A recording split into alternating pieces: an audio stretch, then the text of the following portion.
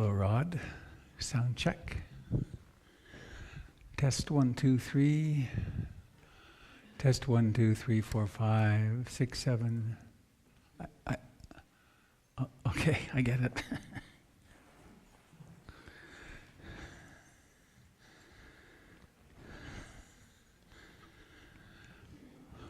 Paul, would you give out the chant sheets? Song.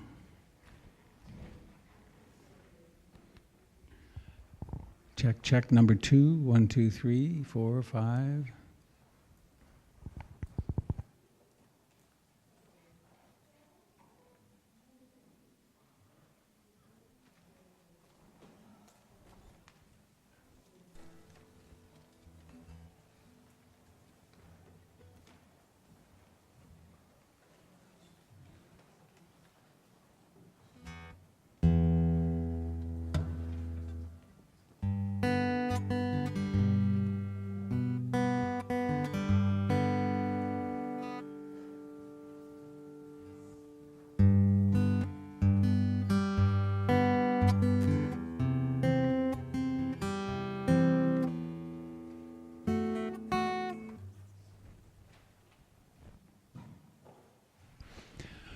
Rod, how is the guitar through there to the internet?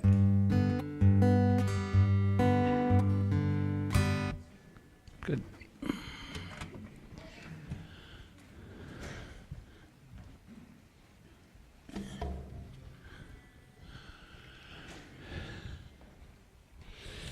Oh.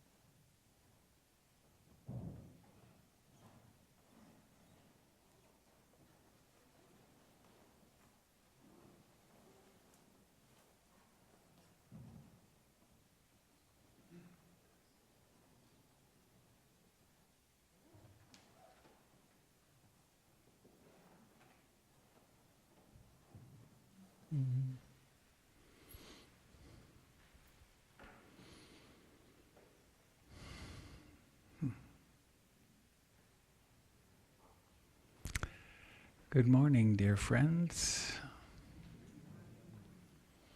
How lovely of you to come.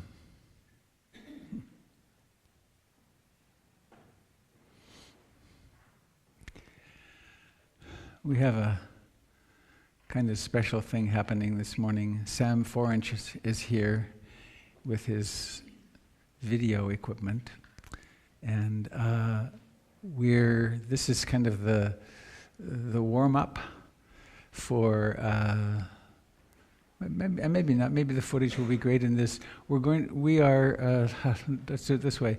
Imagine sometime in late July, you look over here to these what are now windows, and instead of windows, you see a door.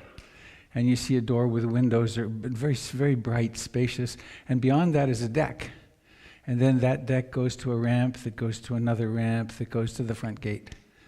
So we're just on the verge of starting a campaign with the whole community, asking for financial support to make that happen. And my hunch is it's going to be very simple and straightforward to do it. But part of that is that we're going to have one of those beautiful video appeals that says, here's the need, and would you like to participate in this opportunity to practice generosity to get our brothers and sisters who can't walk in the door in.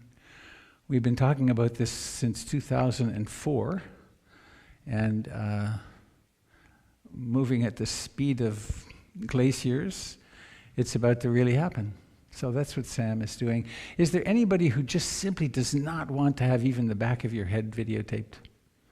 Or has any concern? And please feel free to say no, because Sam can easily just not go in that direction. Okay, thank you, Sam, and thank you for being here. What a contribution to this project of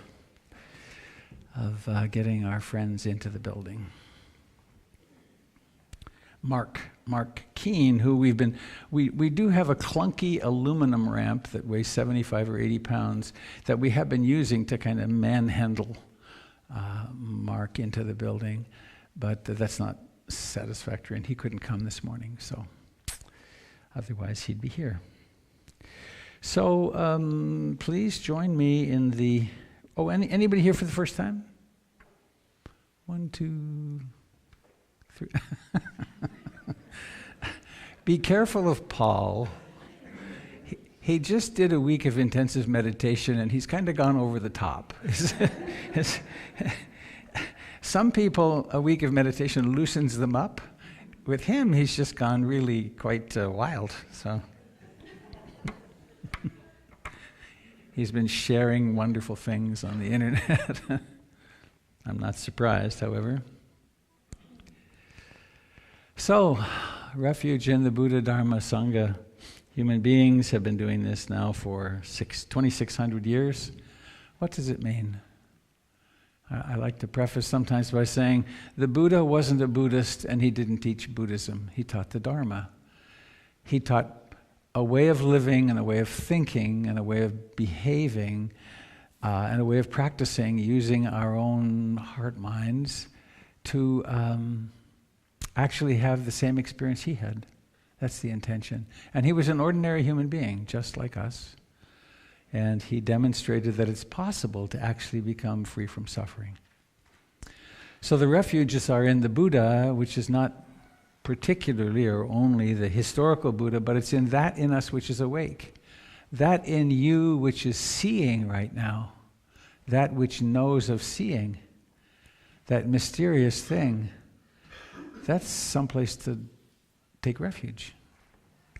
And then what that discovers, the way things are, the Dharma, we take refuge in life as it is. It's not life in how I can make it in a few months, or if the political system changes, or if, but it's this. And then Sangha is the community of practice, but also the community of practitioners that have come down through time. And I like to expand it to the community of all beings. that we are the cambium layer right now. We're the carriers of the spark of life. And so are countless billions others on the planet. So we take refuge in our belongingness with life. So please join me if you wish, and we will connect through our voices.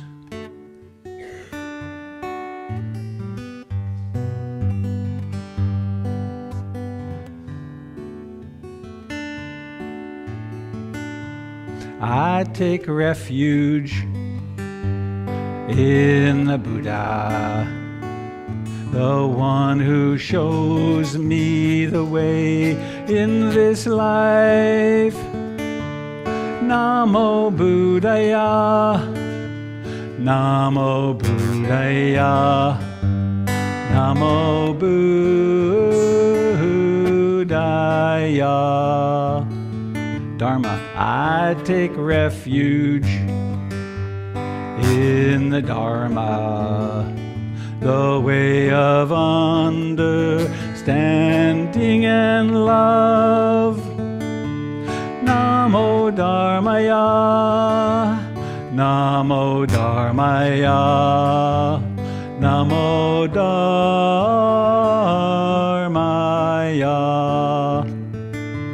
I take refuge in the Sangha, the community of mindful harmony.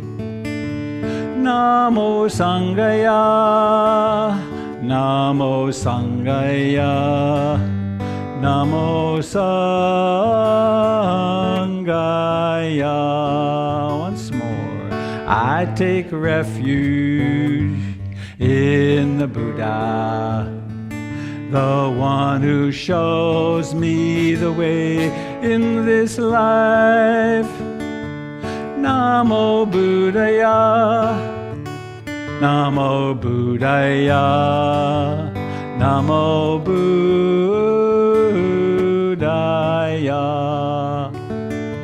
I take refuge in the Dharma, the way of understanding and love.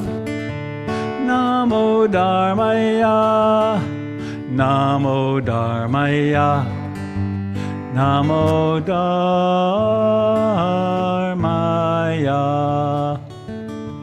I take refuge in the Sangha, the community of mindful harmony.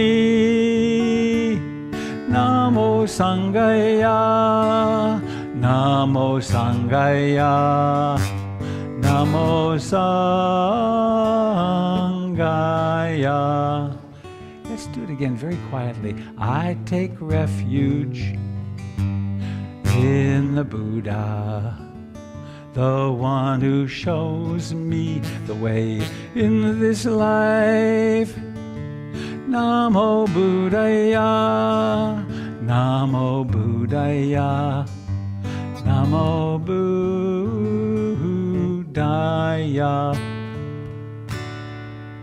Nice.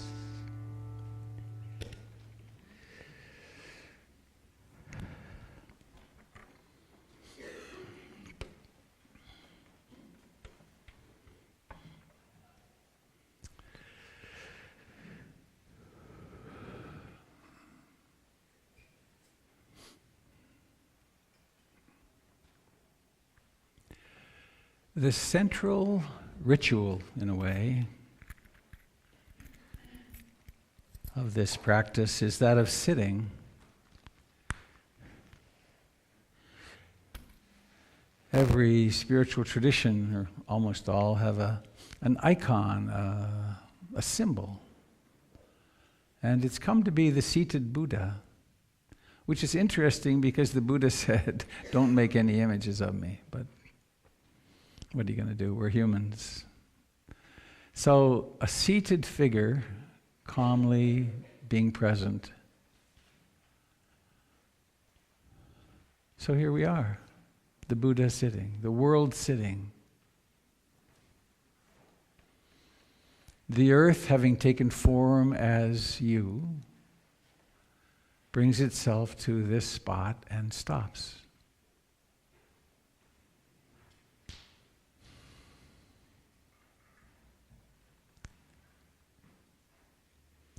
And the eyes can be open or closed. And for a little while, there's nothing we have to achieve. Our only responsibility is to be. There's that silly little saying, the task is to become a human being, not a human doing. So to be here, and in this being, what do we notice?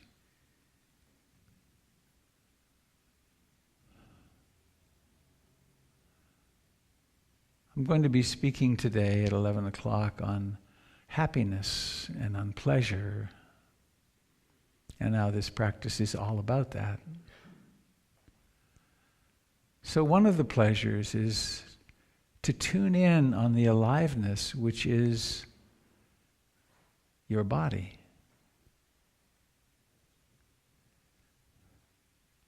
Compared to the stimulation of all kinds of external things, tastes and smells and touches and cell phones and music, this is more subtle, but equally accessible if we just take time to pay attention to, for instance, where the body touches the cushion or the chair.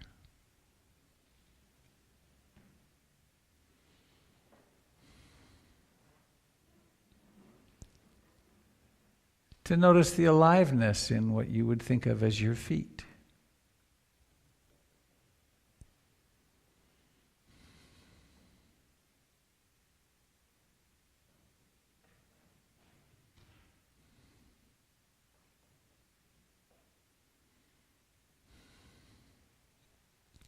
To notice the fact of breathing.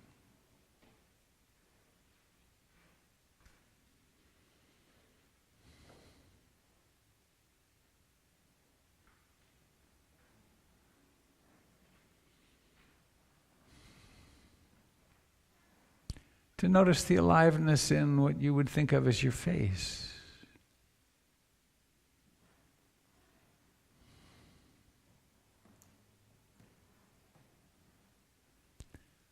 And notice you don't have to do anything to make this be alive. It is already alive.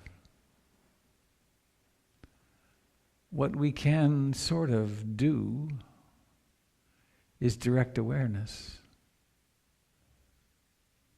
Now that's a mysterious thing, directing awareness.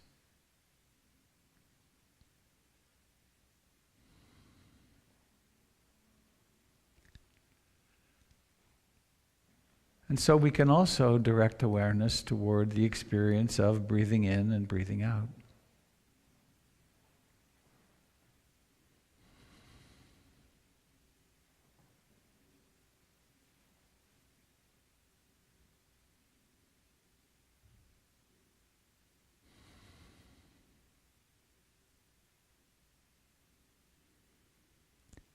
You can notice that every breath actually comes out of nowhere. It doesn't exist, and then it begins.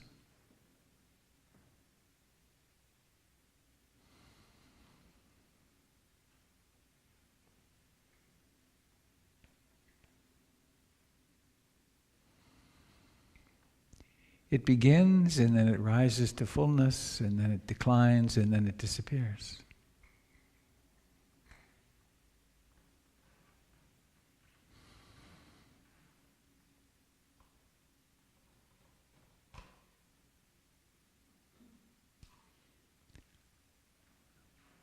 And we can observe that the same is true with thoughts. They too begin, have a lifetime, and then end.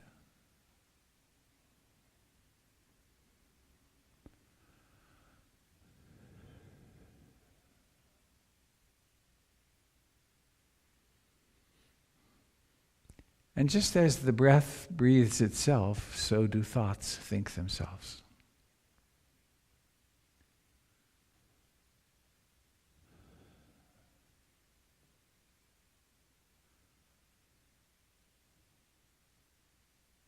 And in the midst of all this, there is a sense or capacity of agency where we can form an intention. I intend to stay with my breath whenever I can. To notice when the mind wanders, and then ever so kindly, gently, mercifully come back to breathing.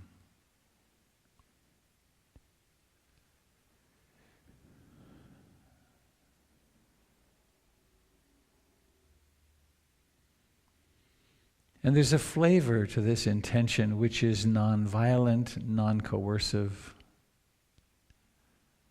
non-demanding. It's actually the flavor of love and compassion.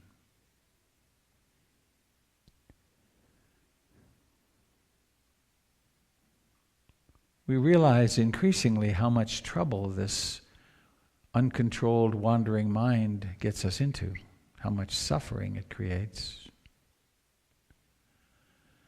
And so out of compassion, we then begin and continue to inspire awareness to be on something very alive and present and at ease, like the breath.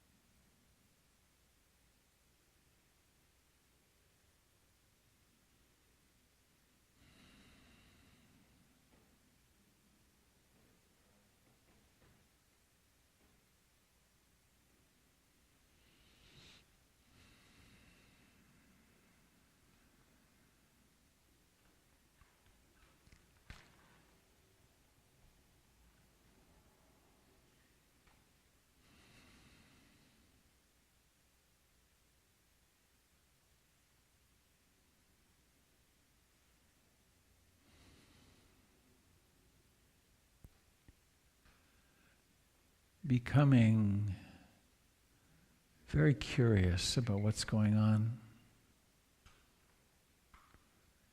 This is a practice that has a big question mark all over it. What's happening?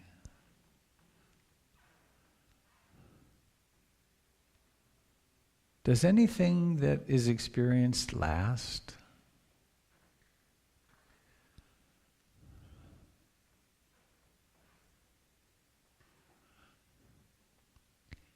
Is that which is aware of experience localized somewhere?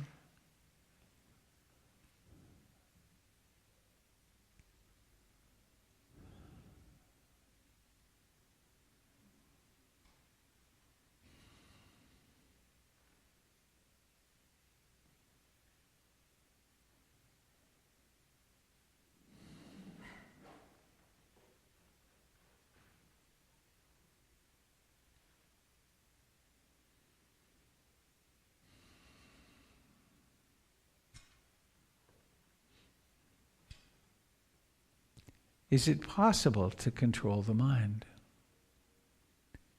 Can I determine now for the next 30 seconds, I'll stay aware simply of the breath?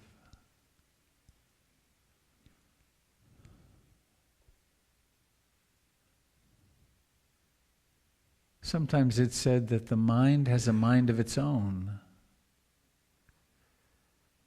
Is that true?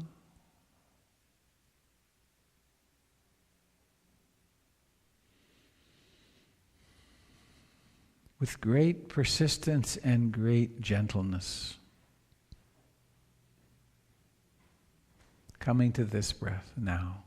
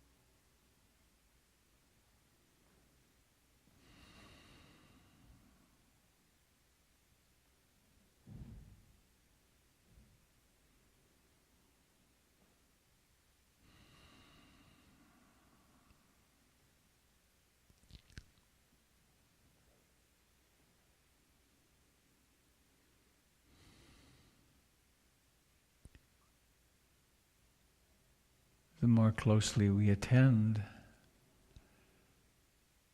the more we discover that apparent objects are actually processes.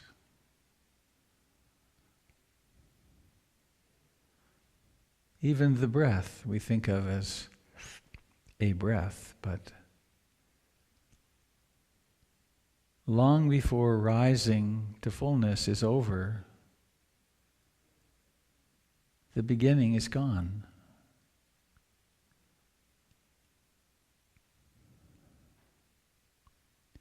The changing of directions, long gone when the breath ends. And then there's no breath.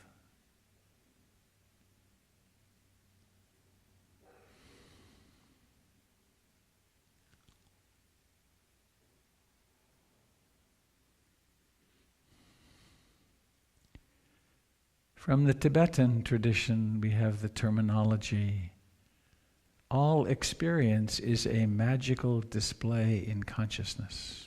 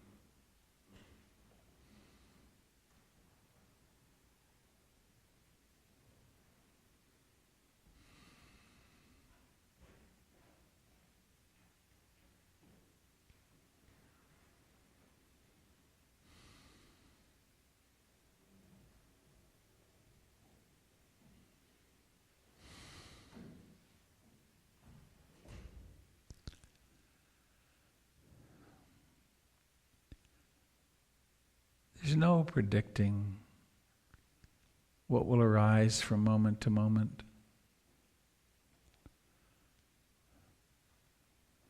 The mind could be journeying 30 years ago or into some fantasied future in a heartbeat. Or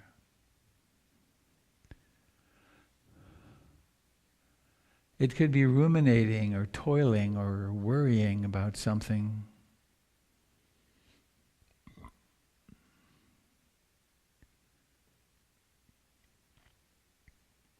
And it's here where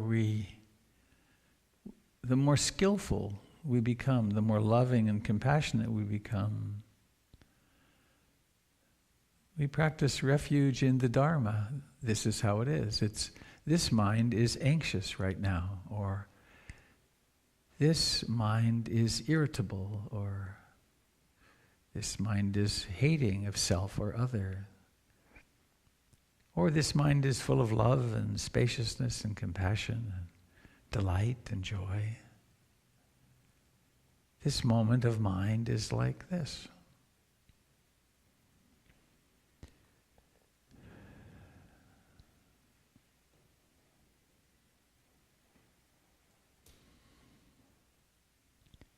And we can rest in the breath and in the whole body, which is alive, and the context for the breath. The whole thing tingles, vibrates, provides proprioceptive information.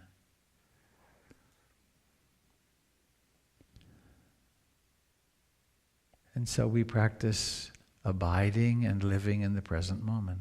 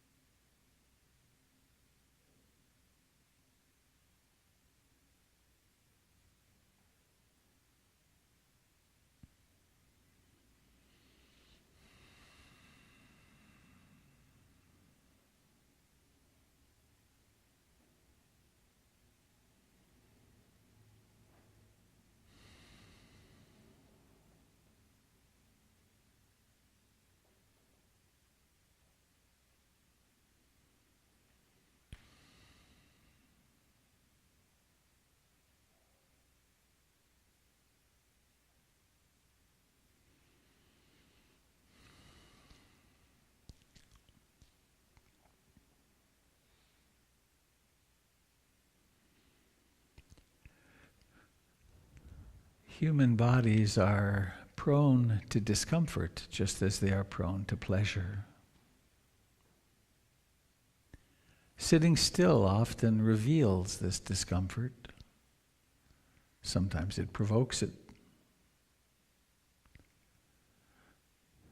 Habitually in our lives, we move away from discomfort, mostly unconsciously.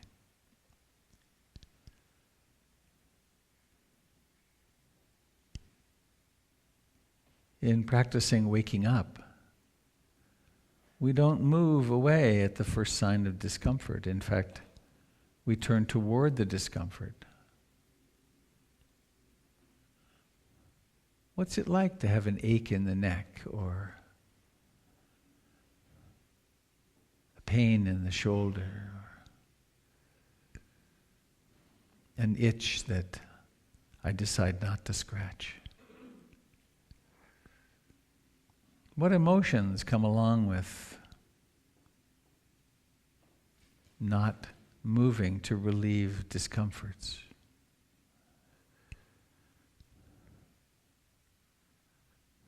What thoughts arise?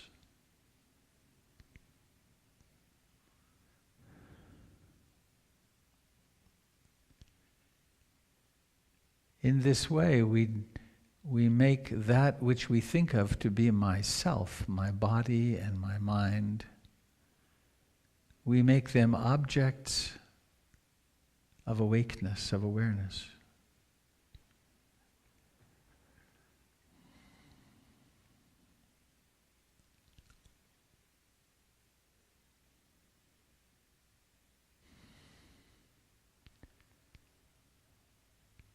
And through this we develop tremendous love and compassion for ourselves and then for others and then all beings.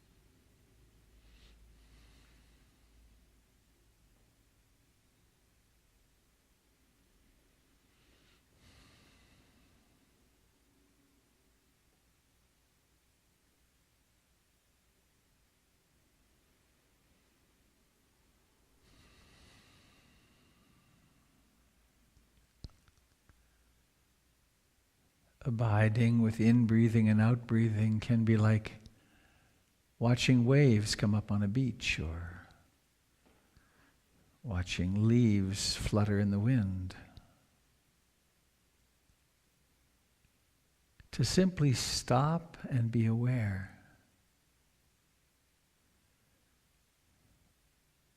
No need to make anything happen.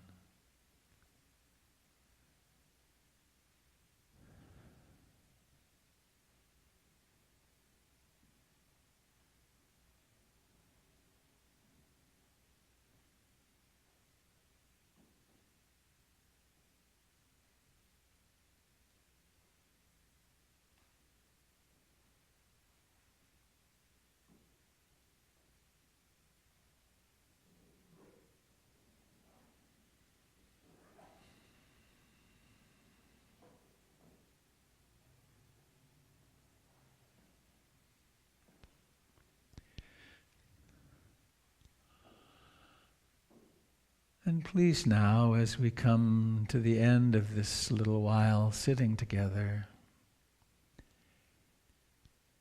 take a few moments to notice how remarkably alive your body is.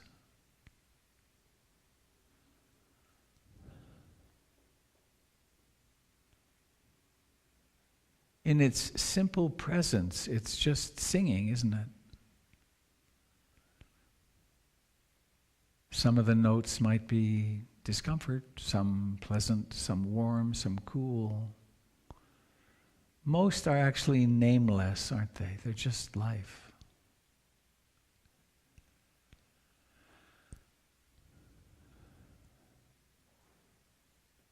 Notice the life in your feet and legs, in your pelvis and torso, your shoulders and arms and hands.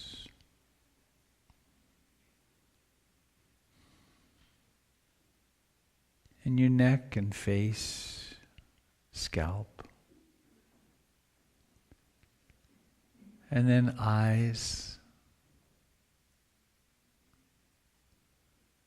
And notice how it is, how you can control the eyes and move them around in their beautifully lubricated sockets.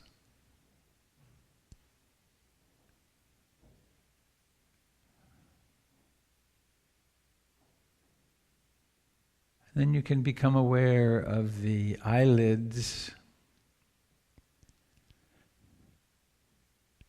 And then to notice the prompted intention to allow the eyelids, or to actually, it's work to flex those muscles that open the eyelids, and do it slowly, and notice how seeing springs into being. The magical display in consciousness includes visual objects, seeing. Seeing.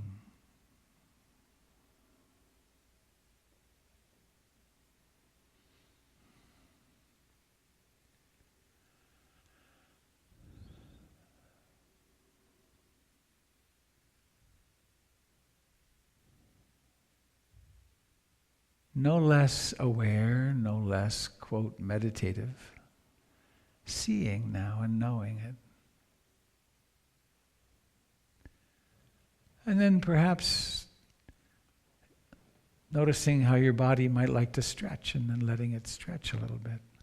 But not abandoning that very awake consciousness of the Buddha.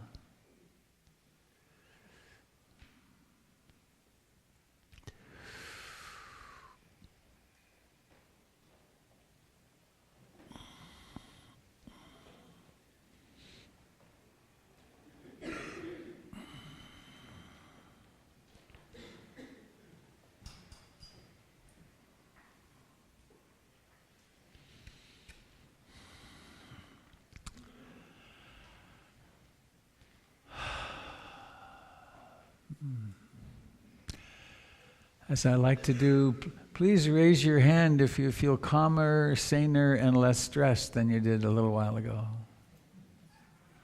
It's weird, isn't it? Sit around, do nothing, and feel better.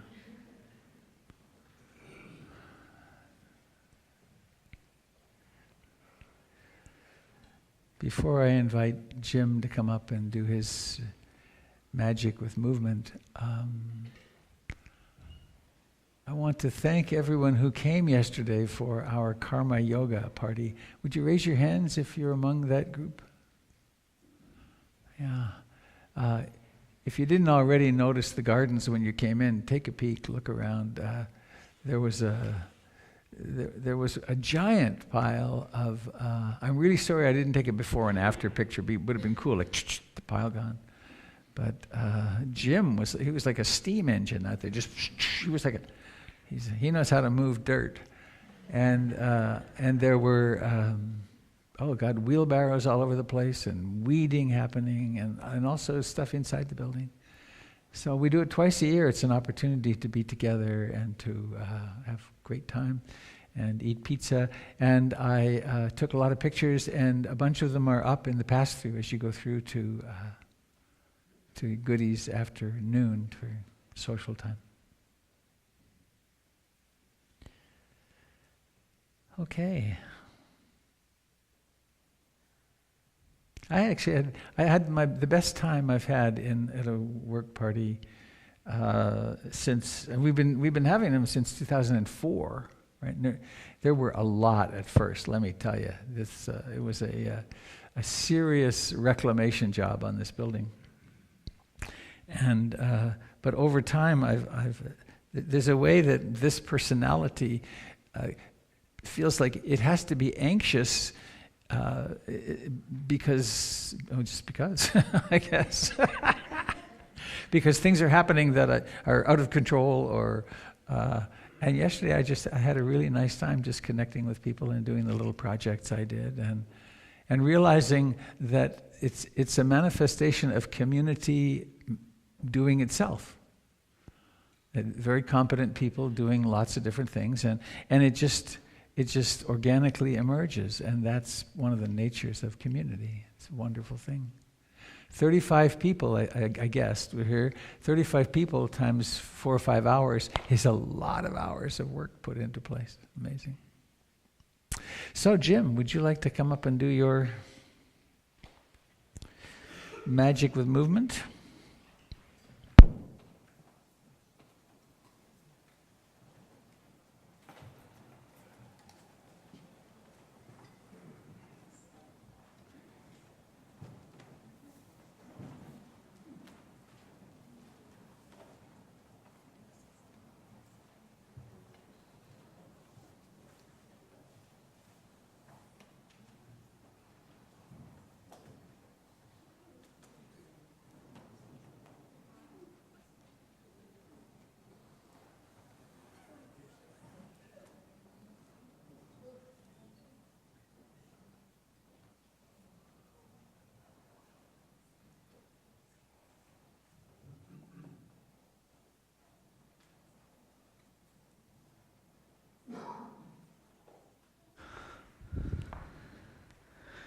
All right, so we're getting back in touch with our feet and our balance system. It can tip over all the way to one side and over to the other side, but we have this alarm system that tells us, wait, that's as far as you want to go.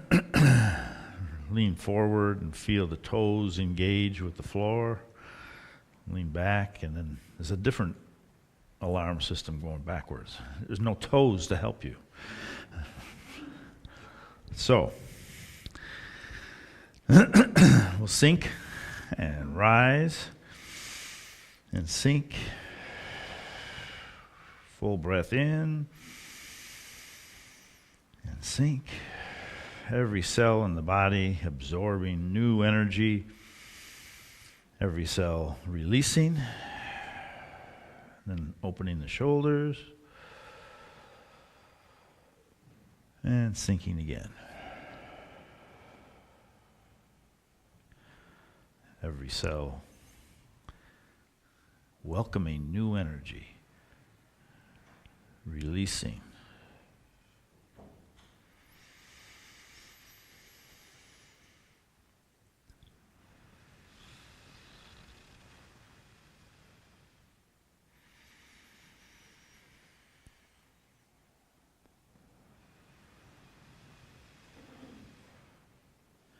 And then we lift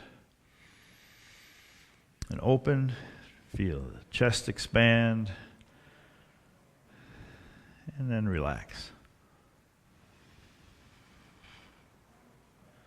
All those little tiny muscles between the rib cage get stretched.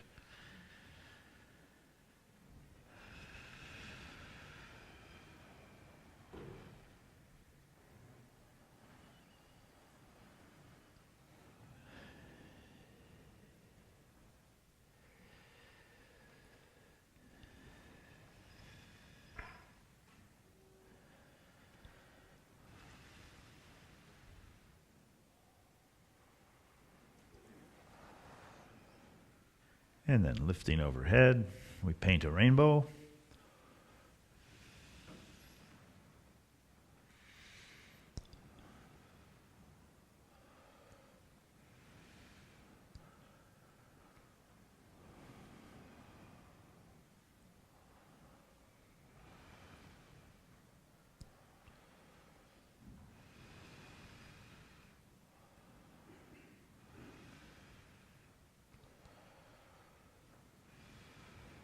Then we reach up and penetrate the clouds and then separate them.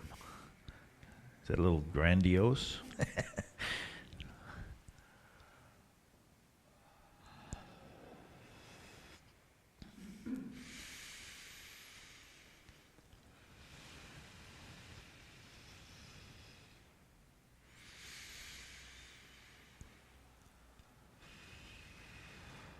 Open to the side, palms up. Press with one palm, draw the other hand in. Turn the wrists.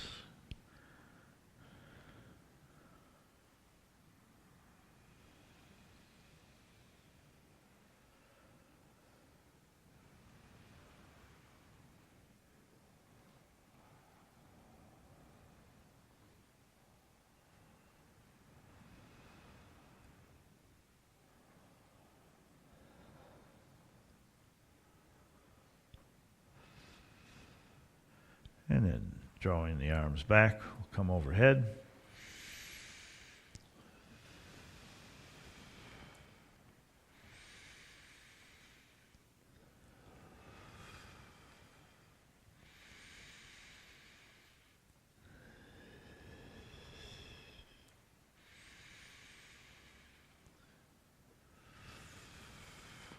Lifting across.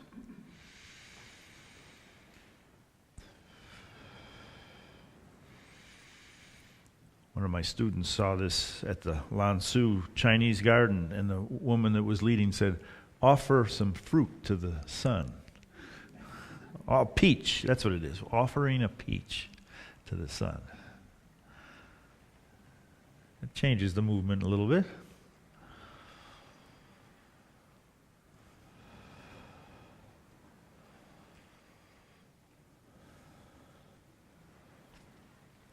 Then turning to gaze at the moon.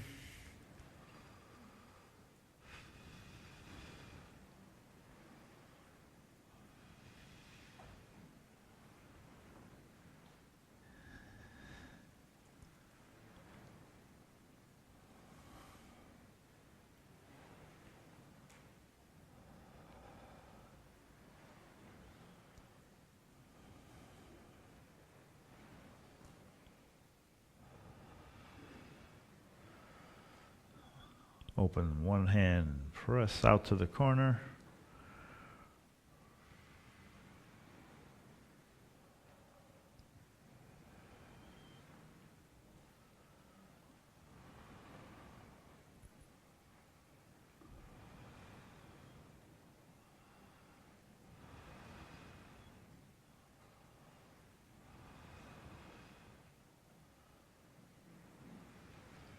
And reach across for cloud hands. Just focus on one palm, let the other palm face the earth. Draw both hands across the center, and then switch. So the upper hand is a cloud drifting across the sky. No tension in the shoulders, the arms, the fingers, they just move across the sky on the upper hand, and the lower hand stays in touch with the earth. It's a shadow on the earth.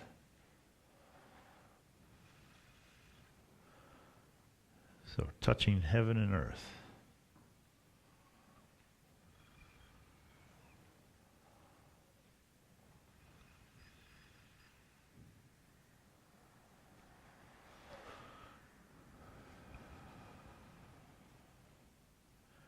And releasing that, we'll step forward and splash in the sea.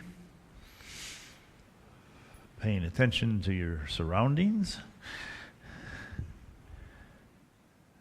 It's amazing how we go through this and no one gets hurt. Ride the waves.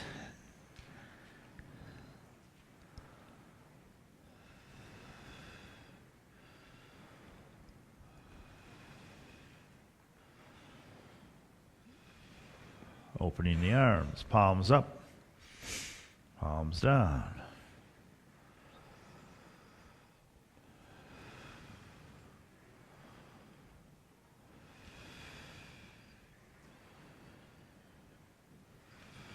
And back to the center. Stepping out to the other side, we splash in the sea.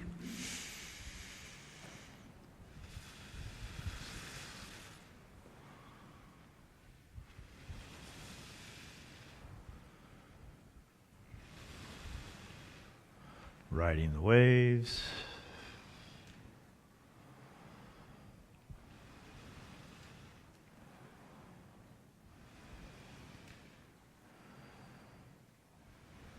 And opening the hands upward and twisting down.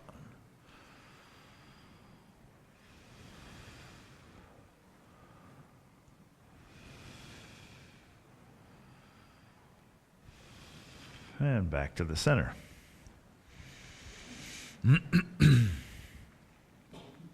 Find our balance, feel symmetry. Both feet engaged with the floor in the same way. Then sink, make a fist, and let one arm extend for the dragon rising from the sea.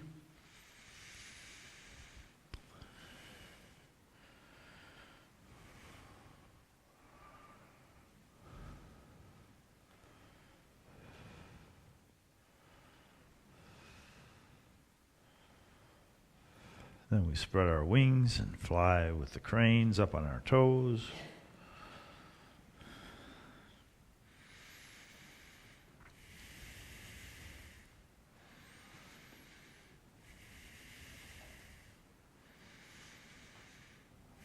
And turning the wheel.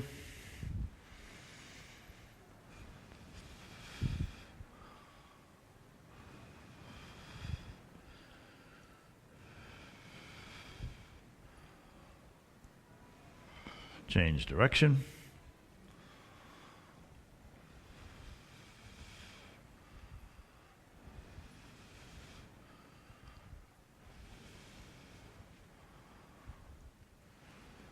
And back to the center. Lift one arm and one leg.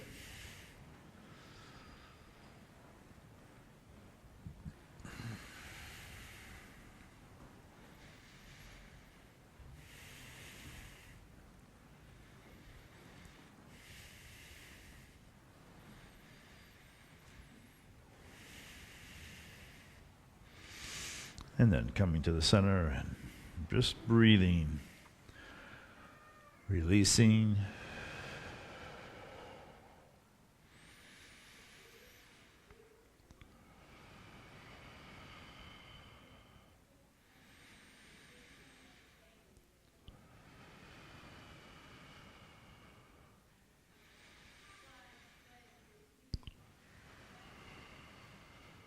And then coming to stillness.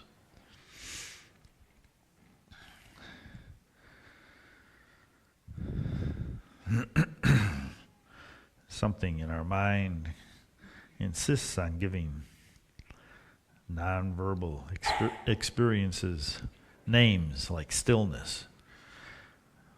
But Robert pointed out that there's many sensations we can experience without having a name for it.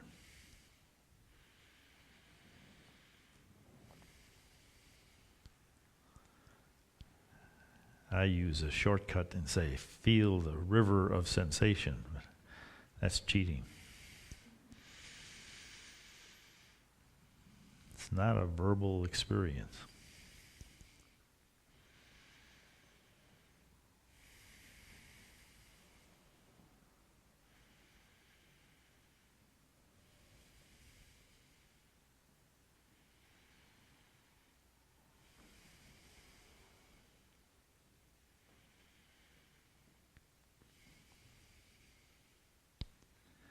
And then something else in me always wants to gather it all together. So I sink and open, making 2 circles, one with each arm. Integrates all the experience we've had the last 5-10 minutes. Healing and waking up.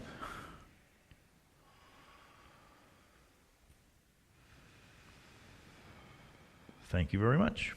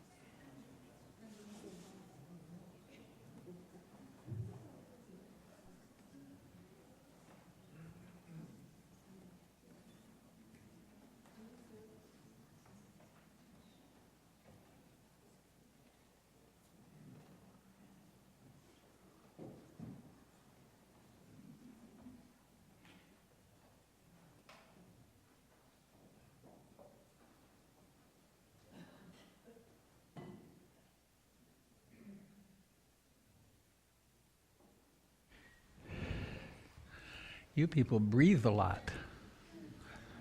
Coming into the room, having been out, it's like, whoa, there's oxygen deficiency in here.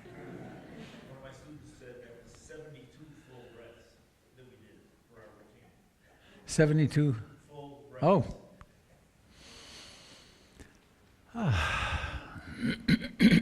We are part of the environment, aren't we? Not separate.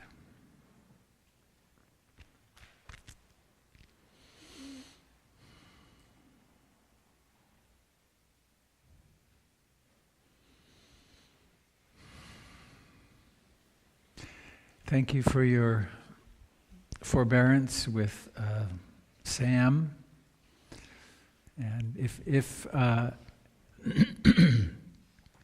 if any of you have any concern about being in the video, just come and see me afterwards, and we can be certain you're not.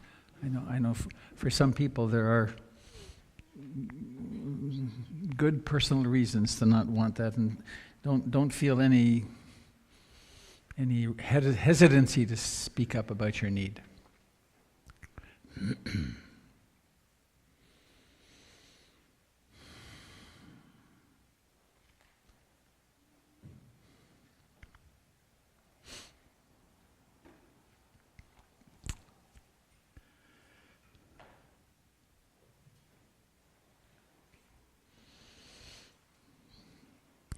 I have a few announcements. I'm going to go at them in a different order than usual. The first is I'd like to invite you to look at your calendar and see if there's any way you can take off from your responsibilities from July 8th to 20th and join me and my colleague and friend Don McEachern in British Columbia for for a 12-day meditation retreat that would transform your life. So it's at a place called Mountain Waters. We have the whole little retreat center to ourselves, and appropriately there are 2 creeks that flow through, and we have our own cook, and it's just a gorgeous place and a great opportunity to get very quiet and at ease and rest. And actually my recommendation to folks for the first 5 to 7 days is nap whenever you need to, whenever you feel tired, because most of us are operating at profound sleep deficit. It's normative in our culture and time to be 2 hours a day sleep deficit, sleep short. It's common. And so what happens when one gets actually deeply rested is one starts waking up spontaneously, and then we can see what happens with when we intentionally clarify the mind further. And then after that, at Brighton Bush, I'll be at Brighton Bush the end of July for a week, 5 days. And you can also do a weekend, though I don't recommend doing the weekend because it's, if there's any way you can stay longer, because you go through that hardest, the Saturday, the first day, it's like, you just run into the fatigue and then you're leaving. So, but if the weekend is also very helpful.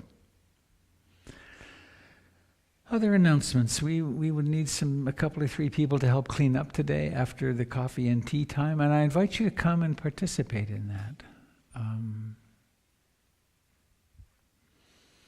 There's something I want to say it's not quite coming clear. I got another glimpse yesterday of being in community, of what it means and how precious and remarkable it is to be in a group of people where we actually care about and love one another.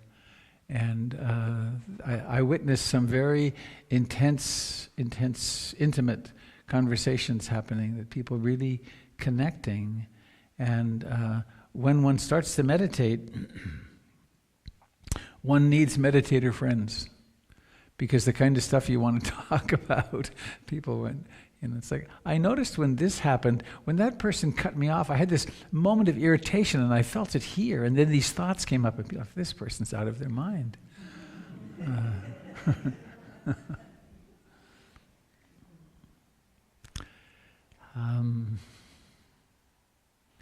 I guess I should mention Donna, the support of the community. There's a monk's bowl back there, which was my monk in Burma almost 4 decades ago. And it's symbolic of the opportunity that's available to support this place with your financial resources. And you can do it online, you can do it there. And I guess the other piece, the piece of community I'm trying to get to is I'm realizing, and this may sound silly, but I'm really realizing how important this place is. And how many lives are radically transformed by coming here. And it's part of how I've been coming to talking about getting the building wheelchair accessible. That what we do here is so peace generating. It is the practice of peace. And it has a huge impact on the people in our families and beyond that. So it's not just a nice place to come and it's pretty and all that, but it actually is a point of transformation for peace in the world. Just our little efforts at training our own hearts and minds.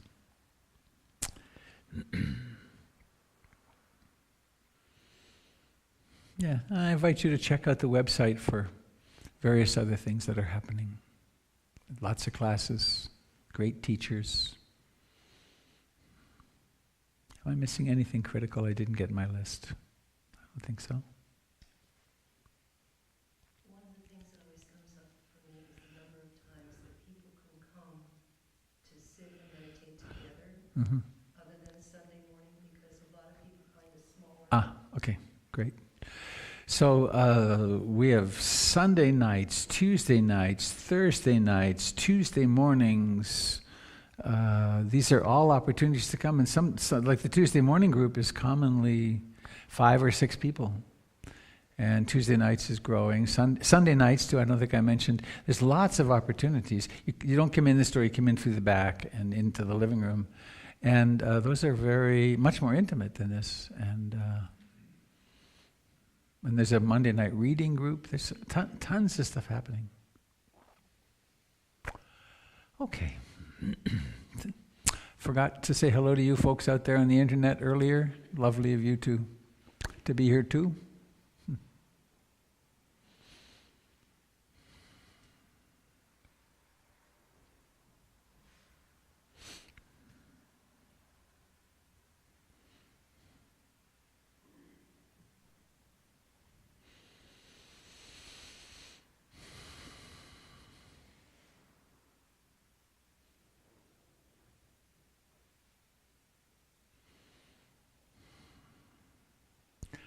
I'm wearing my fancy shirt today because at 2 o'clock this afternoon I'm participating in a memorial service for a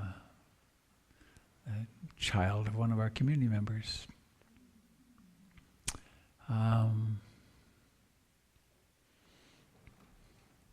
So one of the threads that comes into the teachings a lot is the fact of suffering. That there's so much of it, isn't there? In our lives, that any time something happens that we would prefer not to be happening, the mind pushes up against it and then there's suffering. And so my favorite English word, that dukkha, is ubiquitous. It's everywhere. And it's one of the huge driving forces for us human beings, the avoidance of the reality of dukkha. But I thought after I talked last week about the aggregates, the weekend before, about the aggregates of clinging, and then last week about bare attention, and I thought it might be really fun, good, to talk about happiness.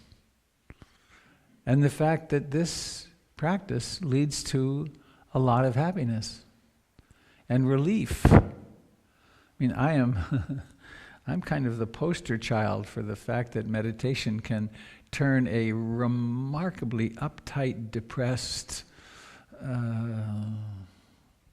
marijuana smoking, alcohol drinking avoider of reality into someone that actually has periods of spontaneous happiness. It's kind of a sight to behold. So, bless his heart, the Buddha Everything's counted in Buddhism, right? Oh, actually, I got a joke. It's been a while since I've told it. You know why Buddhists are really irritating and kind of frustrating and boring to talk to? They always speak with a list. Ha ha. So there's the 4 of these and the 8 of those and the 7 of these and the 6 and the 52 states of consciousness. So there's a classic teaching of the Buddha that there are really 4 fundamental sources of happiness, 4 things, 4 experiences of happiness that we humans are capable of. And they are these. One is the happiness of the sense doors, the pleasures of the senses. The second is the pleasure of living a morally upright life, the pleasure of living in such a way that we get along with our brothers and sisters well. The pleasures of, and I'll come back to each of these, but of, like for instance, among the precepts, the pleasure of honesty.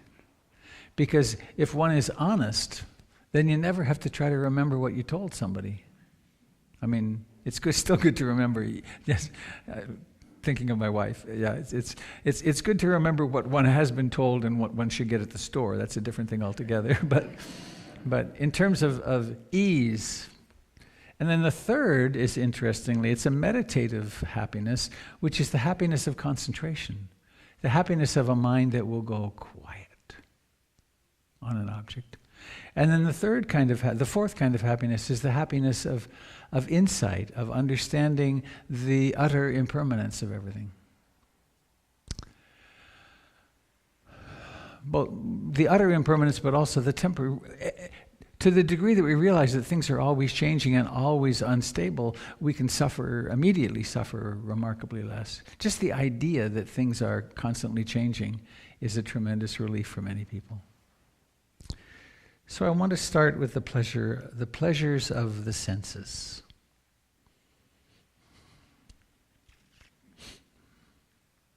Seeing.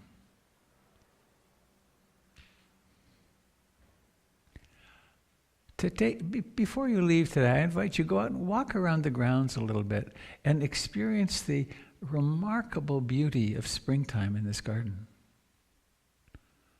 Or just look at these Doug firs outside the window. I know that the new growth of spring I find very inspiring. It's like, oh, right, it's a pleasure to see. Seeing, hearing. Think of some of your favorite music. Such incredibly mood-altering. The music is so amazing.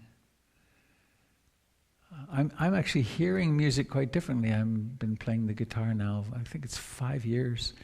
And particularly guitar music, I hear so much in it. I had no idea of the complexities. I was complaining about a year into my fumbling beginnings with the guitar to my friends Paige and Adrian, who are teachers in this lineage in Vancouver. And I said, the learning curve is so steep, and they're both consummate professional musicians. And they said, oh, it just gets steeper. That was interesting. So hearing, so much pleasure, and the pleasure of being able to hear our loved ones' voices, to be able to speak with one another. What a pleasure that is. Tasting, there's taste experiences in the mouth, and aroma. I think recently, I saw a year or so ago, they quadrupled or quintupled the number of scents that the human sensorium is capable of distinguishing. And we're, of course, nothing. They say, I don't know how this could be, they say that some dogs have a sense of scent that is 10,000 times more acute than ours. Imagine that. That's when my dog is sniffing, and I'm impatient to get him going. I pause and I think, all right, he's reading the world, right? So scent. Oh, and I wanted to once again do this. I did it last week. But for me, which of these is it? Oh my God. I think I'm giving up the talk. I'm just going to stay here. Here, I'll take a little piece off here. My mother grew lilacs right outside the back door. And to do this, so many memories. In this case, incredible memories. Spring. So I invite you to try this as it comes around. Notice there's nothing on the exhale, but on the inhale. Wow. Here, Misty. I have somewhere in my piles of pictures from the past, from 1970. Yeah. I have a picture from Mazar-e-Sharif in Afghanistan. I traveled overland to India, and it's a 6'2" Afghani man with classic Afghani garb with a rifle over his shoulder. This was before the Russian war.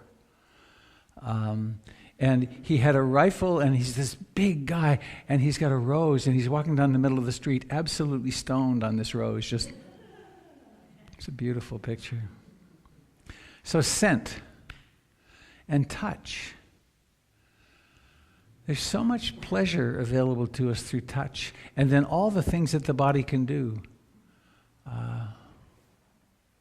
Skiing, moving and always lovemaking. These forms are capable of so much pleasure. And sometimes how would I say this? My characterological disposition coming out of my very unhappy family of origin was, and probably still is really, to look for the problem and look for what's not working and look for the dark side of things. And actually, I remember something from some of the modern brain research, meditation and brain research, that there was some selective advantage to always looking for the problem, because then we took care of things and we get to pass on our genetic code. But we can also use this capacity, this meditative capacity, to tune in on the pleasures in our lives, to eat mindfully, and to not just, I'm going to eat mindfully so I can see everything's impermanent, but to realize this little crunchy broccoli bit is extraordinarily pleasant.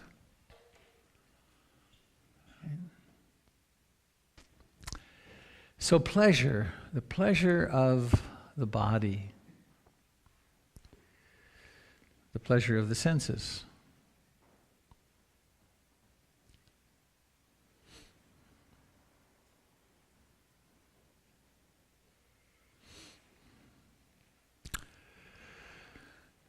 There's another pleasure of the world of material, which there's another talk from the Buddha. The pleasure of having money, the pleasure of having financial resources, because one can take care of one's needs. One can take care of the needs of one's family. One can take care of the needs of the community. The Dalai Lama was here a long time ago now. I had the privilege of being in a large room with the intelligentsia of Oregon, the governor, and I guess I'm to say that. Yeah. He said that there's a problem in the with his funny little sing-song voice. There's a problem in the West that there's all these new millionaires, and they don't know the purpose of money. That the purpose of money is to help other people. He then also went on to say that he said that the countries of the North, the rich countries of the North, must help the poor countries of the South. And without that, nothing can change. And then he got that little quirky smile that he gets sometimes. And he said, well, actually, It's not just the countries of the north, it's those of you in this room. This was a $700 a plate lunch. And one of my students took me. And he said, it has to begin here. You have to help people in need. And then he said, and I know this might be annoying, but I'm just practicing my First Amendment rights. Funny. So, there's so much pleasure available to us through the senses, and why not enjoy it? The pleasure of being in relationship, of having real loving conversation, of having the conversation where we deal with conflict and we work things through with each other. These are real pleasures.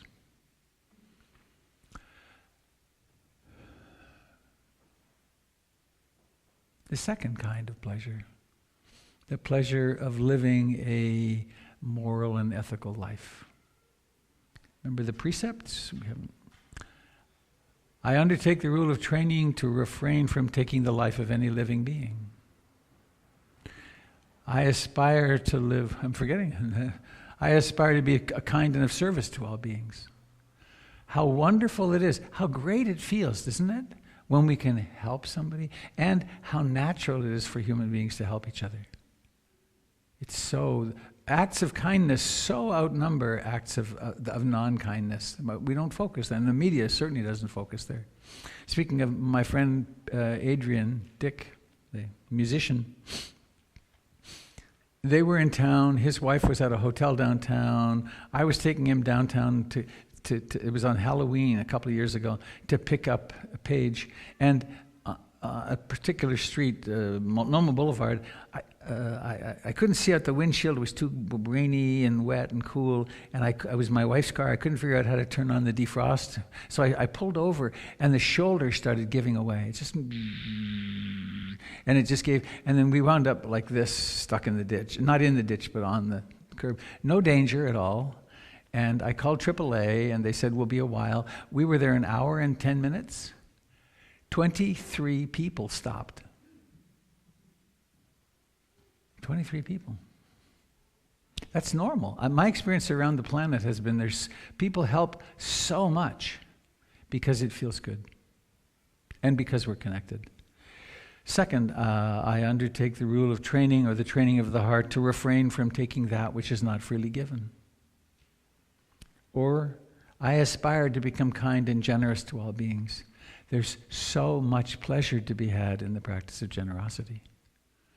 It happened here yesterday. It was this giving to our common well-being and the well-being of everyone who walks through these doors. And there are so many ways to practice generosity, starting with oneself, of course, with one's daily time to go inward. I undertake the rule of training, or the training of the heart, to refrain from sexual acts which cause harm. Sexuality is so remarkably powerful, and it has to be. That's what's gotten us to here. But we can go pretty crazy, and do. And so there's this notion, this precept, which stands as a barrier to help us come to our senses and say, whoa, I guess I didn't really want to do this. Or after one's done it and the mess is flourishing, to realize, wow, that precept would have been really helpful. Maybe next time I'll pay attention. And this positive statement of that, I aspire to use this generative energy to bring love and beauty and connection into the world. Flowers, art, loving connection. I undertake the rule of training to refrain from speech which causes harm. Slander, gossip, idle chatter.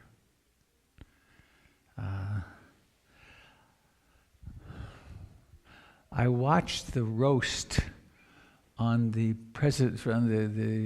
correspondence dinner last night, and there was a way I found it really funny, and there was another way I thought, this is just flagrant wrong speech.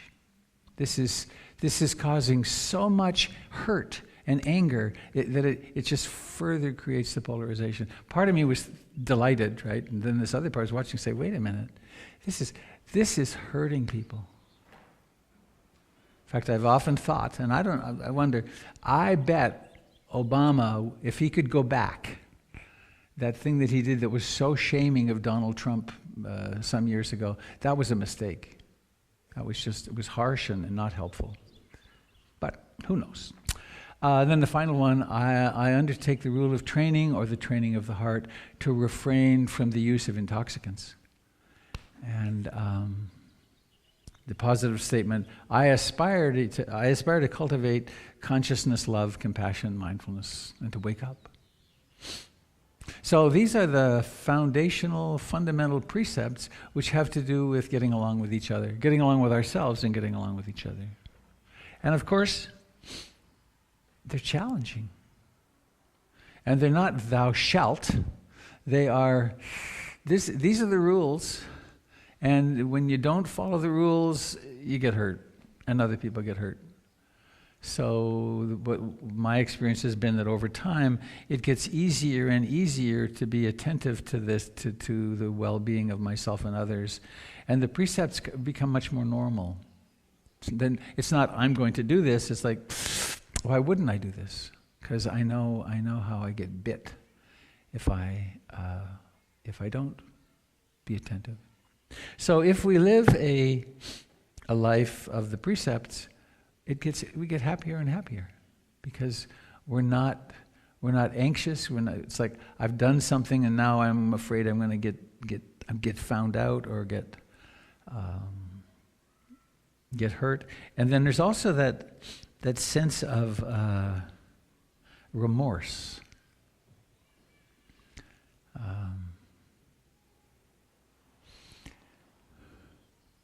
I've been on retreats in which something would arise that I did 20 years earlier. And I'd realize, that feels bad. I have sought out some people from college, actually, a couple. That wasn't awful, but it was not nice.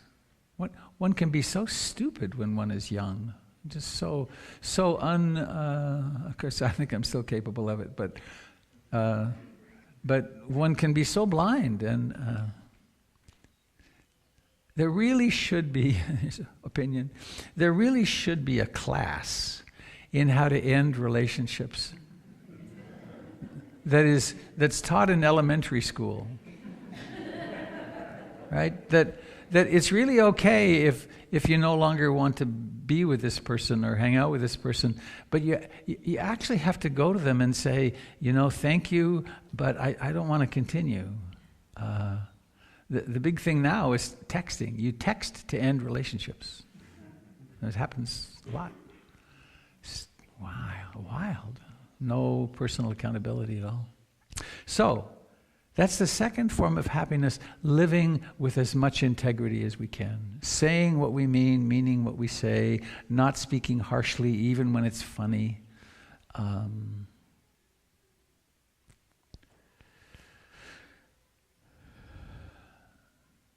it's cumulative in my experience. The longer and the more living in integrity happens, then the greater ease emerges. And then the third kind of happiness, according to the Buddha, is the happiness of concentration. And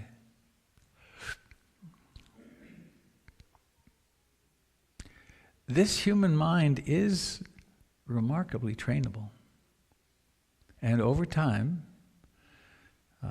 we start with the craziness of a completely untrained mind, and then we begin to come home to the breath, and we notice how much the mind wanders, and then we notice how much emotional turmoil there is, and then if we continue to work on it, we encounter the emotional turmoil, and maybe there's deep roots to that, maybe there's trauma to work through, and we do all that, and then we continue to strengthen the capacity of the mind to be in the present moment, and then there come those moments when the mind is simply here, awareness is here, and the object, for instance, the breath, and there's just that. And then maybe there's still some thoughts, a little wispy thoughts, but not very much. And then there's a point in very highly developed concentration practices that are part of Theravadan Buddhism that are called the jhanas, Jhana, in which the mind becomes so quiet, it's possible to take the delicious feelings in the body as the object, or the deep happiness that's there in the mind as the object. So one is no longer looking outside, one is attending actually to the experience of happiness. And then that can be refined further into the experience of profound equanimity, where it's just ease. No thoughts, just... That's a profound kind of happiness that's available to us as humans. The jhanas are challenging in that for most people, they require a fair amount of retreat practice to develop. And not to make it into some impossible goal, it's possible to have enough concentration to simply abide, funny, I want to get into, to be here, and to hang out in the breath, or just the sensations in the body, and just stay here. It's not a transcendent state, it's not an otherworldly state, it's just being here in ease with the mind concentrated. And not concentrated like, I'm going to be concentrated, but more like concentrated like a butterfly landing on a flower and just staying. One of my monk friends years ago suggested that to think of concentration more like climbing into a hammock, that in your meditation you're rested enough, you're at ease enough, and you come to this nice place and, oh, there's a hammock. And it's the breath perhaps, or maybe it's the loving kindness phrase or phrases, and I'm going to climb into these phrases or this breath, and I'm just going to rest here. I'm just going to, because there's nothing I have to achieve. I know that state arose in a stable fashion on a particular meditation retreat some long time ago. And I went to see the teacher, and I said, well, what should I do with this? And he said, what's wrong with it? Is it comfortable? You enjoying it? Yes, it's very at ease. And he said, well, why not just enjoy being alive in a quiet mind? And I thought, shouldn't I be exploring the arising and passing away of phenomena, or shouldn't I be heading for jhana? And he said, if you want to, but you could also just sit out under the trees and be content. Wow. Happiness. Happiness that requires nothing from anybody else, and also is not dependent upon, one could be blind and have that experience. One could be deaf and have that experience.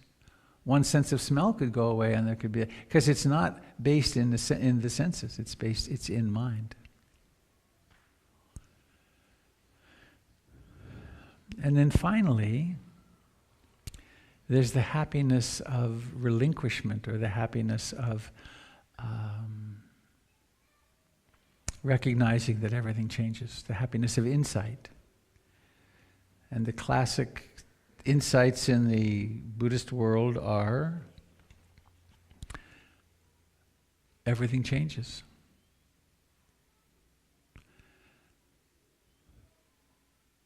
And when I first heard that, it made sense, but I had no idea how utterly true, profound. I still don't most of the time. Right? That everything is impermanent. Every single one of us will say goodbye to everyone and everything that we know, if we get a chance to say goodbye.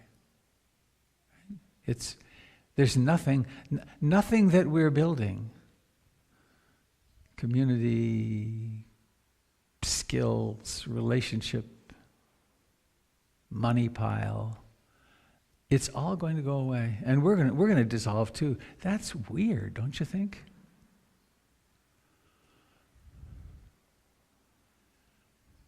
And then the second characteristic of existence, second of the three, is dukkha. That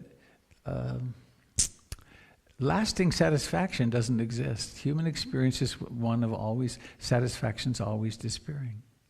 Which doesn't mean there can't be beautiful pleasure. Thinking William Blake, she who binds to herself a joy doth the winged life destroy. She who kisses the joy as it flies lives in eternity's sunrise. Pleasure's happening, I want to keep it. Can't. But if we can allow it to arise and be pleasure, then pleasure. Ah.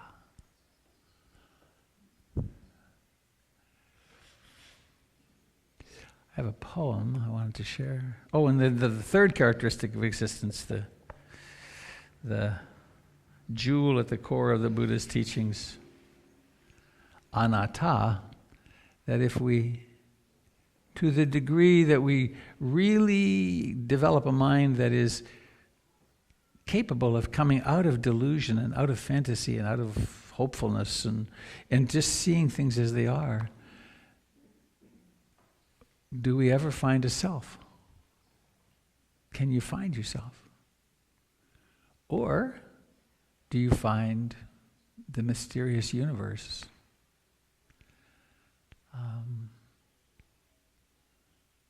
Recent? Here it is. Rumi. Yeeks.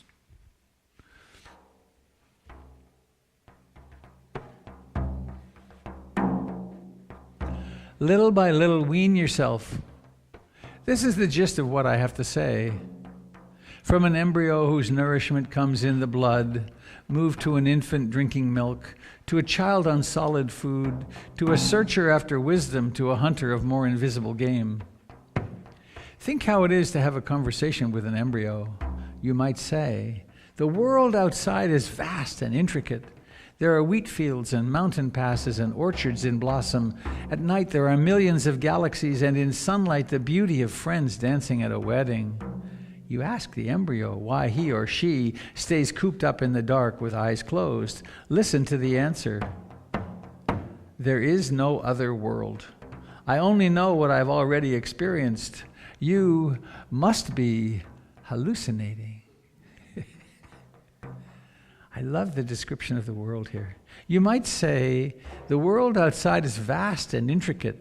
There are wheat fields and mountain passes and orchards in blossom. At night there are millions of galaxies, and in sunlight the beauty of friends dancing at a wedding. Wow. So,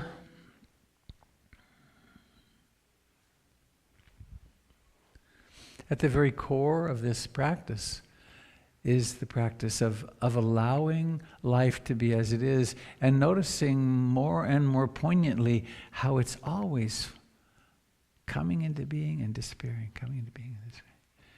And then, therefore cherishing one another. Actually, there's another poem here maybe I'll share with you.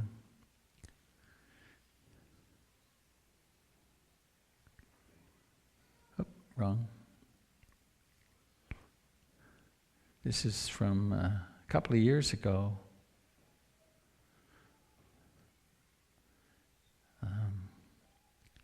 But the preciousness of moments of contact.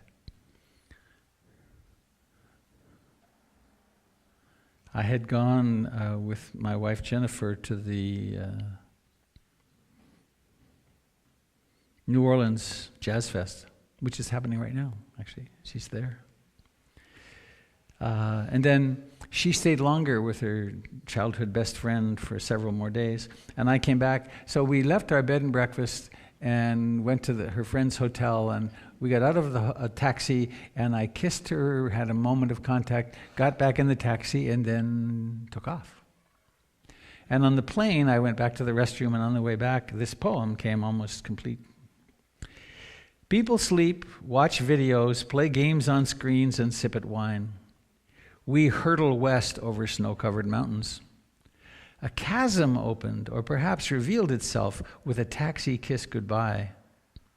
In a city now ancient and far, that moment of looking away, or one plane change ago, it's always the same. Here and then not here. It's that simple. Those moments that we actually have, actually can touch, hear, see, smell each other, are all we really have. The stakes are high, aren't they? Either we connect and love one another now, or not at all. So this understanding of anicca, impermanence, is also part of what propels us to be capable of being close with one another. Because we can, knowing that it's going to end, we can dare to take the risk. We can dare to say, yep, this is it, let's meet. Whether that's over a cup of tea or a 60-year marriage or whatever. So there's a certain bravery that we can get and a certain willingness to engage with life and therefore to enjoy life because we recognize this profound impermanence. So, happiness. I'm thinking, what was his name? Mayor Baba? Don't worry, be happy. That was his whole teaching. Don't be happy. The happiness of the senses, the happiness of having a body, the happiness of being capable of interacting, the happiness of moral and ethical behavior, the happiness of concentration, and the happiness of insight, the happiness of recognizing the impermanence of things.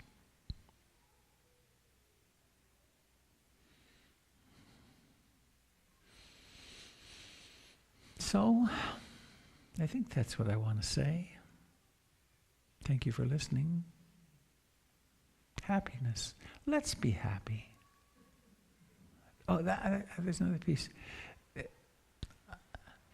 I have some tendency to this myself, and I meet quite a few others these days who are really being self-indulgently unhappy about the state of the world. Right now, here, or tonight at dinner with your family, or whenever, it's possible, immediate, it's easy to bring in this catastrophic thing is happening. That catastrophic thing is happening. And, oh no, another judge has been appointed, or whatever your particular... And important perhaps to know those things, but also, why import it all the time?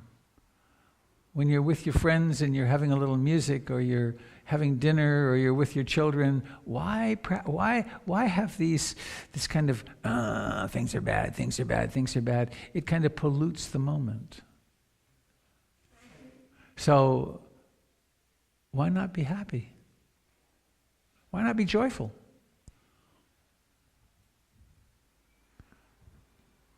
There's a belief that we have, I've met quite a few people in the last few months, that unless I stay on top of the news, the particular little slice that we call the news, unless I stay on top of that, then I'm not fulfilling my civic duty, or I'm not more... That's a crazy notion.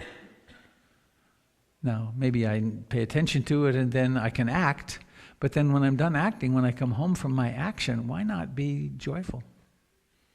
Why not be loving? And the why not, I guess, is because it's very difficult to turn off the mind. But that's part of what we train for. We train to be able to compartmentalize somewhat. And to say, right now, this is really, like, look at it, right now, look at this. What a privilege. Safe, good dharma. Breathing. Pollen counts high for those that have that. Okay, I'm going to pause there and see if you have any comments or additions or questions. If you wish to speak, please raise your hand and this microphone will come to you. And then you just speak into the top of it, please. And please say your name when you begin. For you. Hi, I'm Jason. I guess my question is specifically about sense pleasure. And I know, like, I sometimes get conflicted ideas about it from reading the suttas and stuff. There's like monastic precepts against singing and dancing and such, right? And luxurious surfaces and things like that. I tend to do an all right job of focusing on, that the statement about like kissing the moment and letting it go, etc. But there are also there's the fire sermon, and there's another one I read about the Buddha comparing. He's like talking to a hedonist or something, and he's talking about how he used to have all these luxurious palaces and things like that, but now he looks at those things as if a leper needs to use a hot coal to burn at their sores, and now that he's kind of has more the happiness from concentration, he doesn't need those things as much. So I just wondered if you could speak more about your interpretation of how to relate to sense pleasure.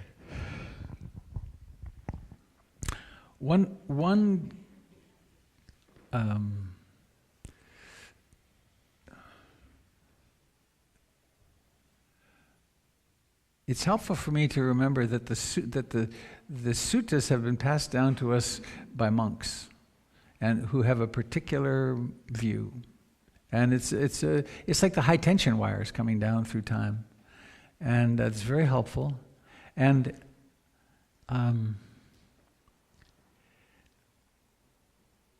where I've evolved to in my thinking with it is that, yes, if all we're doing is seeking pleasure, it's not going to work very well. But to not allow ourselves to have the pleasures that we have as householders, and to indulge in them mindfully, and in that mindful noticing, to notice how inherently empty of lasting satisfaction they are. So there's a way to just to live our lives and to have the pleasures, but then the more our practice develops, we realize, well, this is the first year we've had a real asparagus crop. I've planted it. It takes a long time, 3 years. I am having such delight in eating that asparagus, and it's so fleeting, right? It's taste on the lips, gone. But why not enjoy it? I think that's what I'm suggesting. And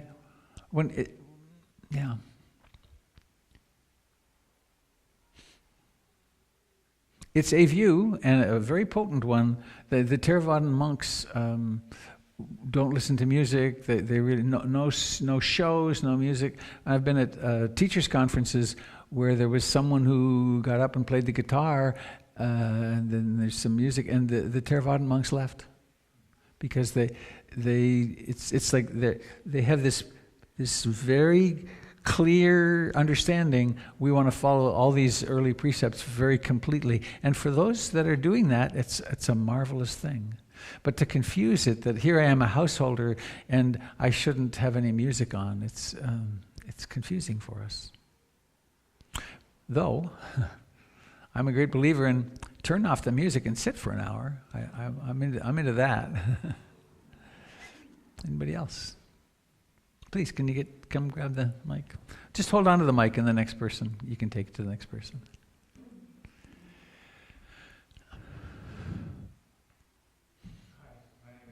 Oh, can I have it back?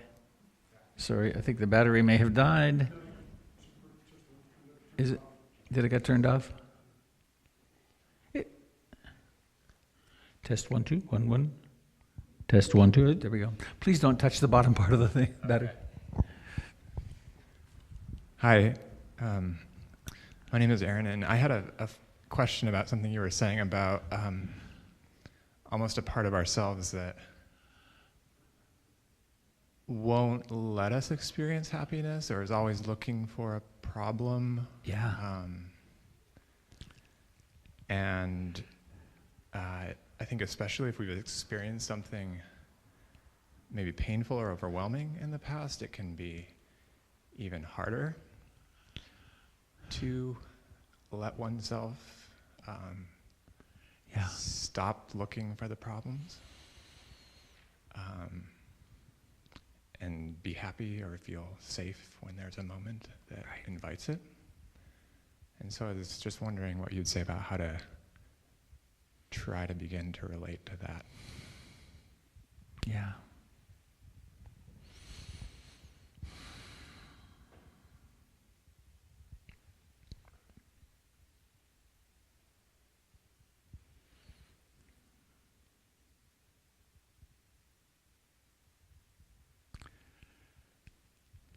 I'm aware of the heartfeltness of that.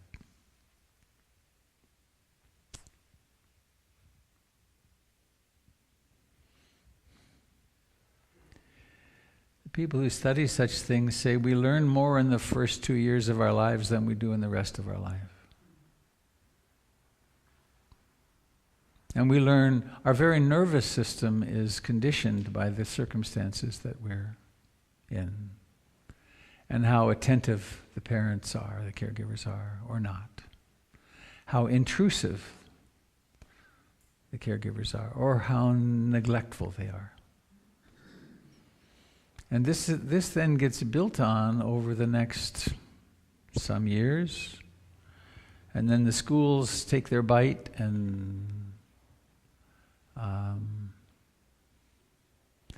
so we come to adulthood, or come to the Dharma, deeply wounded. This is a class that I'm 1 week into it. If you wanted to join, you still could. It's embracing the wounded self. It's part of the... So not only are we embracing, there are these exalted, ecstatic, humongous, beautiful states, there's also these states of contraction and fear, and I'm afraid to act, because what if the same thing happens today that happened back then? And some of the things that happened back then happened pre-verbally, so we can't even think about them very clearly. So what to do? I think the model to which I subscribe is that I feel very moved by this question. Our luminous capacity of loving and being compassionate is vaster, is infinitely more vast than our wounded contractedness. And so to surround ourselves with a community of people who will support us on becoming more alive and more awake and more open.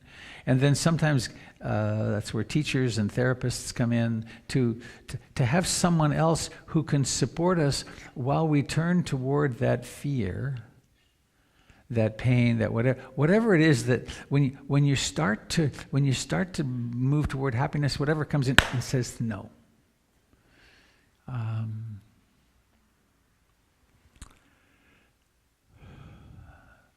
So there is a lot from many or most of us. It was certainly true for me.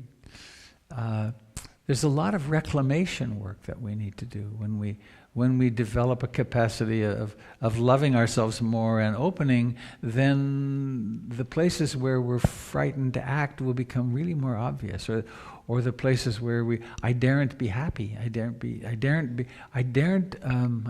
That's kind of Canadian, huh? Oops. Yeah. I was talking with someone the other day about Dharma talks, and how apparently and sometimes really easy it is for me up here to give a Dharma talk. And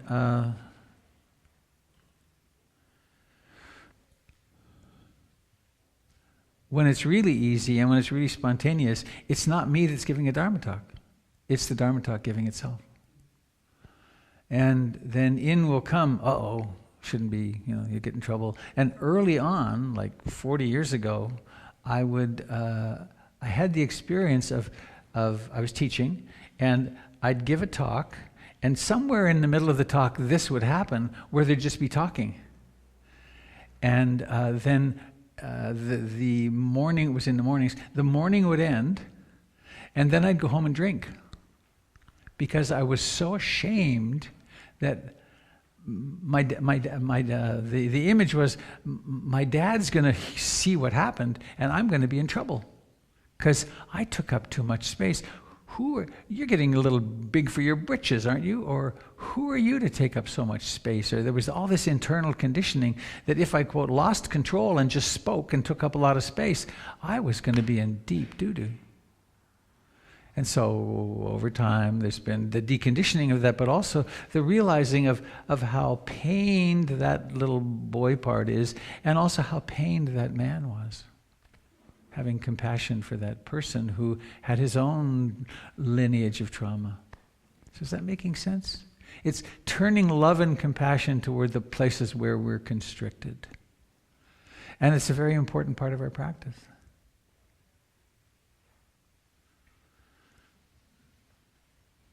Thank you. It's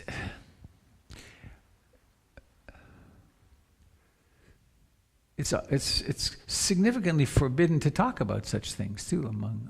That's another reason one needs Dharma friends, to be able to say, "Whoa, I'm really constricted right now," right? And to have a response which says, "Wow, tell me more," rather than, "That's stupid, get over it. God, it's been 40 years. Get over it." It doesn't help. So another hand up over here.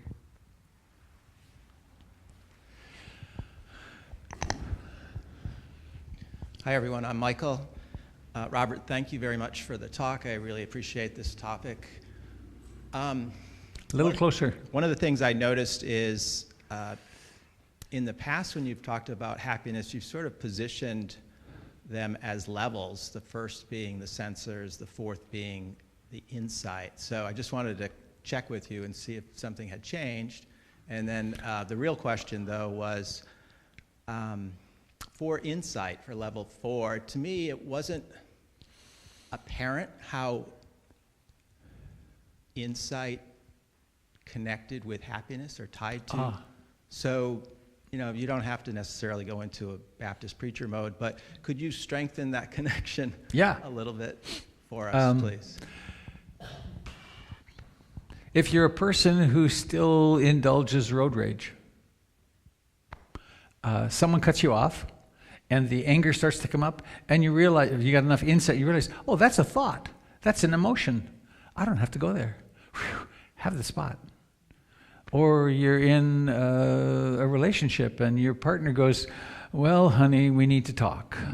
And that happens. And or you get an unkind text, and you have your response. But to have enough capacity to know what's happening in the mind, so much suffering, we don't have to go down the same old rabbit hole. And that happens with very small things. And even just thinking, let's say you wake up in the morning and you're worrying. There's a lot of worrying. And you think, oh, I could go sit. And you go sit, and then you come over time to a different relationship to the worrying mind. This is the worrying mind. Thank you for sharing. It'd be nice if you stop, but if you don't, it's okay. I'll just be here. That also is the happiness that comes from insight, because we don't have to go down into every trip that emerges. We take the mind much more lightly. And then you notice it passes. So each time one of those experiences comes up and you act wisely, you get the experience of a positive emotion. Right.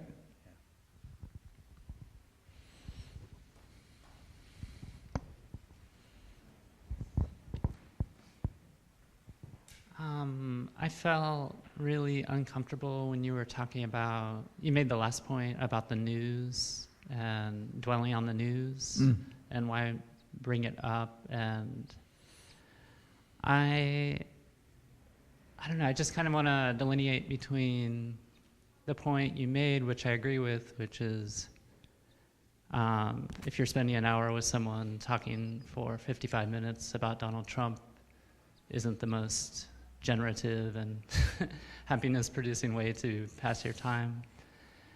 But I think for me, I couldn't in good conscience just tune out from what's happening right now, because there are so many things that are happening that are really reminiscent of, things that we learned about in history class about the Nazis. And, the question would come up all the time when I was in school: how did the Germans in the 30s let this happen? And and I don't know, but I think some of it must have been that each little step would happen and people would say, oh, I guess it's all right. Mm-hmm. It's not that bad for me right now. Whereas, right. For a lot of people in our country, things are really bad right now. Immigrants, we could list them all. And I struggle with that also, because part of my job has to do with politics, and when I'm done with my job, I don't really want to take my work home, but another part of me says, well, no, this is really important because, people I care about and just people in the community are in danger. And I don't know, I guess I'd like to hear you say a little about that. I will quickly, the kids are here. Heinous things are happening. And it's affecting real people's lives right now. Right now there are people on airplanes being deported and families being broken up. There's structural changes that are happening that are really bad, and ways of speaking that are becoming normalized, and that's awful. And if the circumstance arose, it might be necessary to give up one's life. And to the degree that one can do it and stay in balance, having some contact with that reality really makes a lot of sense. And to also then realize there are times when, and with meditation, we can develop the capacity to do this. That's all happening, and right now I'm here with my children, and I just want to be here with my children, and I don't want to be carrying this heavy weight, oh man, your future's going to suck, because I'm there with my children now. And it's certainly both and. And we may be called upon to make incredible sacrifices. But let me tell this quick little story. It's a classic story. Zen. The person is being chased by a tiger, and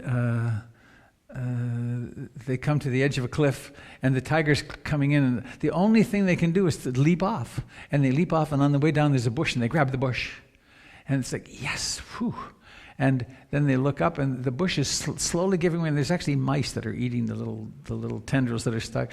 And then they look down below, and geez, there's another tiger below, and it's a hungry tiger. So there's a tiger above and a tiger below, and in just that moment, they look over and they say, oh, a wild strawberry. Wow.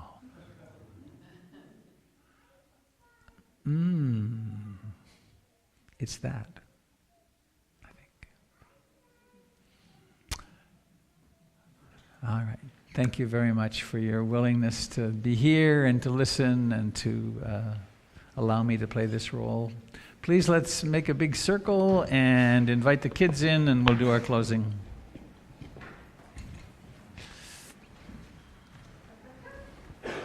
Thank you for that.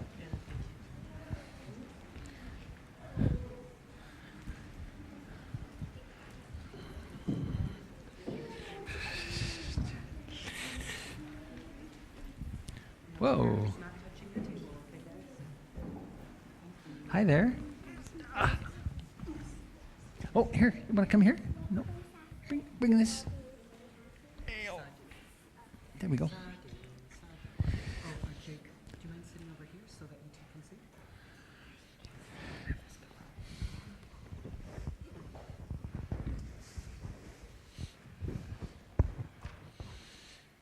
Hi, Eric. Hi, everybody. Did you have fun this morning? Yeah. Yep. Yeah. What do you mean if we had fun this morning? What do you mean if we had fun? Did you have fun? Did you have a good time? Yeah. At recess. Good. Recess is always the best part, I know. May I hold your hand? May I hold your hand? Yoo-hoo. Okay. Oh, yes? No? Finger? All right, there we go. Finger. So, here we are, human bodies. What a pleasure. I have a hand, you have a hand, and we could actually connect them. And with this contact, we can reassure each other. Oh, you remember that lines? Piglet sidled up to Pooh and said, "Pooh? What?" said Pooh. "Oh, nothing," said Piglet. "I just wanted to be sure of you." So we get to make contact. I'm sure you're there, and we can communicate with a little squeeze or a touch. Why not give the person on your left hand a little squeeze and wish them something beautiful?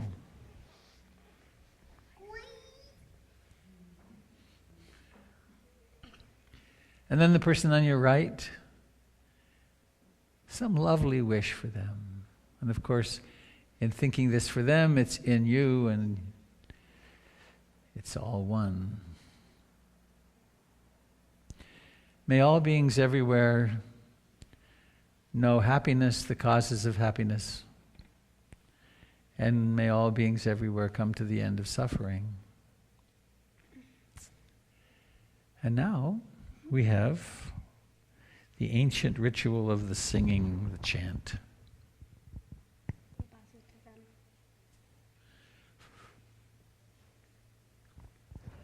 Woo. Great. Coming over this way, please. There we go. Oops.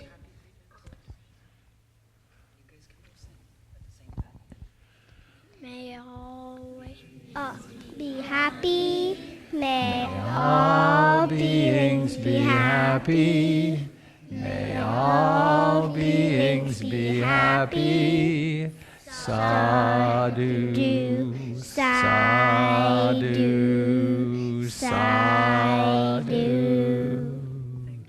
Thank you. That was great. Oh, wait. Ooh. That was close. All right. So everyone in the room gets to participate. Think of your great wish. And those of you out on the internet too.